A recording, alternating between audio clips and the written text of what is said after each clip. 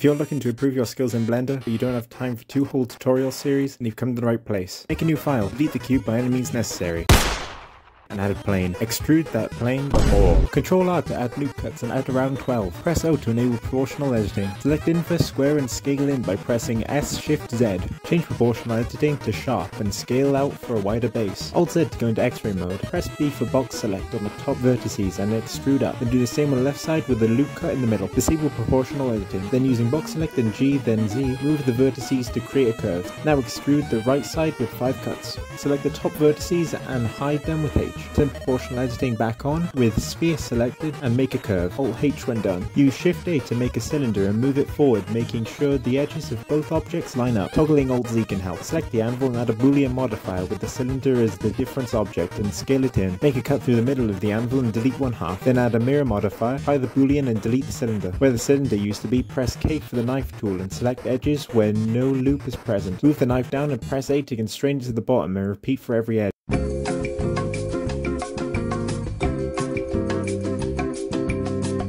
For edges that don't have connections, double tap G and give them a friend. Hit A to select everything, followed by M to merge them by distance. Add a loop down the middle and connect the 2 center points. Delete the base and turn on clipping in the mirror menu. Select the middle vertices and extrude them in. Then connect the 2 remaining faces by pressing F.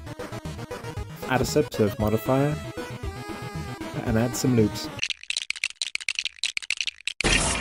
Extrude the front face, hit I to inset, followed by B and extrude again. Make 2 cuts on the horn and hide to the top vertices like before. Hit O and select sharp, box select and curve up. Fill in the horn to make it pointy. Add more loops while you're at it. Select the vertices on the horn and move them outwards.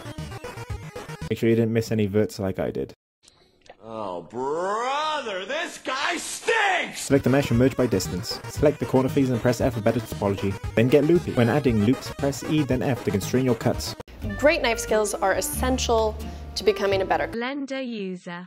Move the 2 center verts up and merge them at the center. Alt left click the 2 remaining side cuts while deselecting the merge vert we just made and merge everything by distance. Delete the pointless edge if it's left over and admire your smooth curve. But not for too long because we got more loops to make. Another common mistake is the slicing motion. Right click the mesh, shade smooth, and apply all modifiers. In X-ray mode box, select the top half of the mesh.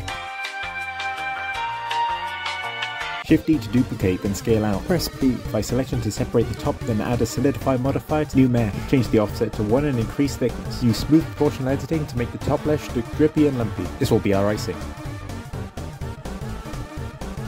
Time to add some textures. With the icing selected, go to the Materials tab. New material, change the base color to the icing color of your choice. Change the 3 subsurface radius values to 0.002, surface to around 0.2, and roughness to around 0.2. Go to the Shading tab, it's time to make some bread. Add a new texture to the anvil. Shift A to add a noise texture and color ramp. Connect factor to factor, color to color. Change the color ramp colors to make the bread color you want.